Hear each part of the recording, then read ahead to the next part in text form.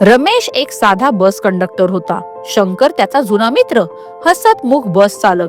दोघेही 20 वर्ष एकाच मार्गावर काम करताना त्यांना प्रत्येक प्रवासी कुठे चढतो, कुठे बसतो आणि कुठे उतरतो हे ओळखीचं झालं होतं. आयुष्य सुरळीत होतं, सगळं आपल्या जागी होतं. पण एके दिवशी बसमध्ये एक उंच ताकदवान पठाण चढला.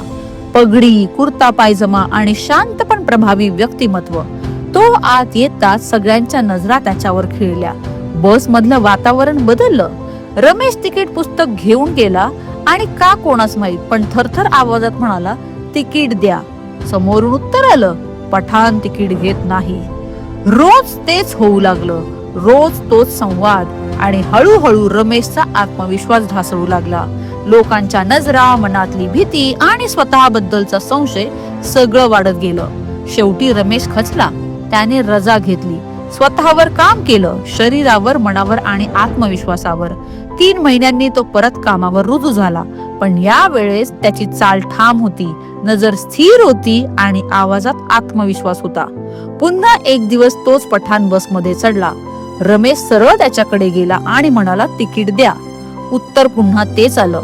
पण यावेळी रमेश थांबला नाही. का घेत नाही? सगळे प्रवासी घेतात. त्याने विचारलं.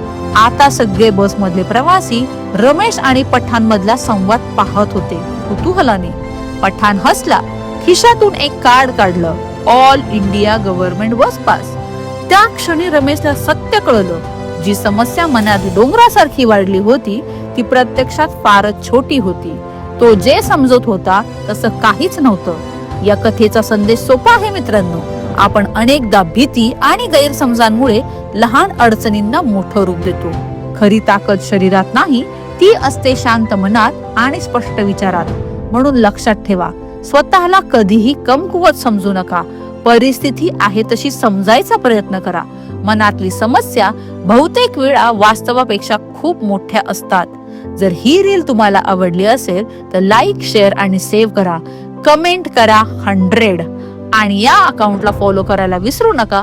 डेली 1% मोटिवेशन साठी कॅप्शन जरूर वाचा.